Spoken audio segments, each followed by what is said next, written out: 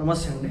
నేను రజాక్. పవన్ కళ్యాణ్ గారి మీద చాలామంది ఎందుకో తెలియదు దుర్భాషలాడుతూ ఉంటారు. ఆయన పేరు అనవసర వివాదాల్లోకి లాక్కొచ్చి ఆయన టార్గెట్ చేస్తా తిడతా ఉంటారు. ఇటీవల కూడా అదే జరిగింది. స్టాండప్ కమెడియన్స్ కొంతమంది తిట్టినారు, ఆ తర్వాత వాళ్ళని బొక్కలో పెట్టి. సో అందులో భాగంగా ఇప్పుడు ఏమైందంటే రఫీక్ అహ్మద్ అని చెప్పేసి ఒకడు మేబీ ఆంధ్రాకి సంబంధించిన వ్యక్తి నోటికి వచ్చినట్టుగా పవన్ కళ్యాణ్ గారి వ్యక్తిగత జీవితం గురించి మాట్లాడు. ఎప్పుడు ఇది వైరల్ అయిందంటే అనిదీప్ కట్టికాల్ అనేవాడు ఒకడు ఉన్నాడు అనమాట. సో వీడిని ఎప్పుడైతే పట్టుకుని బొక్కలో వేసినారో బయటకు వచ్చేసాడండి.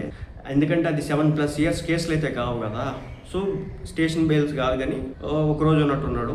10,000 రూపాయలు పూచీకత్తు సంతకాలు ఎవరో ఇద్దరు సాక్షి సంతకాలు పెట్టుకుని వదిలేసి కోర్టు చుట్టూ ఇంక తిరుగుతూ ఉంటాడు వాయిదాల కోసం అని కొట్టేసేవారికి. అది పక్కన పడేస్తే ఆ తర్వాత ఇంకొకటి అనమాట వీడి పేరు వచ్చేసి రఫీక్ అహ్మద్. వీడు కూడా ఏంటంటే ఇంచుమించు అలాంటి భాష ఉపయోగించినాడు, కానీ ఇలా నిహారిక అలాగే కొన్ని ఉపాసన వీళ్ళ దగ్గరికి వెళ్ళలేదన్నమాట. కేవలం పవన్ కళ్యాణ్ దగ్గరికి మాత్రమే వెళ్ళాడు. పవన్ కళ్యాణ్ మాత్రమే టార్గెట్ చేసినాడు ఈ వ్యక్తి రఫీక్ అహ్మద్ అనేవాడు. దీంతో మచిలీపట్నంలో కేసు అయితే నమోదైంది.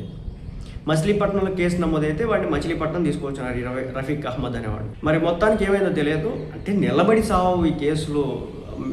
నేను జస్ట్ ఫర్ ఫన్ కోసం అన్నానండి, తప్పు అయిపోయింది క్షమించమని కోర్టులో అడుగుతాడు. అదే అయింది. సో నేను ఏం చెప్పినారంటే మరి పోలీసులు ఏం చెప్పినారో తెలియదు, మరి కోర్టు ఏం చెప్పిందో తెలియదు. స్టేషన్ బెయిల్ అయ్యింది అర్థం కాకపోయినప్పటికి కూడా, అంటే వాటి గురించి ఇన్ఫర్మేషన్ బయటకు రాకపోయినప్పటికి కూడా అర్థమైనటువంటి విషయం ఏంటంటే పవన్ కళ్యాణ్ గారికి బహిరంగ క్షమాపణ చెప్పించారు. నేను ఈ విధంగా పవన్ కళ్యాణ్ గారి గురించి మాట్లాడడం తప్పే, ఇది నేను చేసినటువంటి తప్పే, దయచేసి నన్ను క్షమించండి, ఇది నేను ఇప్పుడు మాట్లాడిన మాటలు కాదు, చాలా నెలల క్రితమో సంవత్సరాల కింద మాట్లాడినటువంటి మాటలు అని చెప్పేసి సన్నాయి నొక్కులోకే ప్రయత్నం చేస్తాను. మంచి పరిణామం. ఒక స్థాయికి మించి మాట్లాడితే పాలిటిక్స్లో ఉన్నారు, క్వశ్చన్ చేయొద్దంటే చేయొచ్చు. ఏమైనా పవన్ కళ్యాణ్ నువ్వు ఇది ఎందుకు చేయట్లేదు, అది ఎందుకు చేయట్లేదు అని. అంతేగాని పవన్ కళ్యాణ్ నీ పిల్లది నీ పెళ్ళం ఇదంటే తప్పు కదా. బొరగడ్డ అనేది అలాగే కదా అన్నాడు. పవన్ కళ్యాణ్ ఇంట్లో పిల్లల్ని పెళ్ళాలని తీసుకొచ్చినాడు కదా. కాబట్టి పర్యవసనాలు అనుభవించినారు వాళ్ళు. అయినా నేర్చుకోకుండా ఇంకా నేను మాట్లాడతానంటే అనుభవించుకుంటా. సో రఫీక్ అహ్మద్ చేత క్షమాపణ చెప్పించి మొత్తానికి.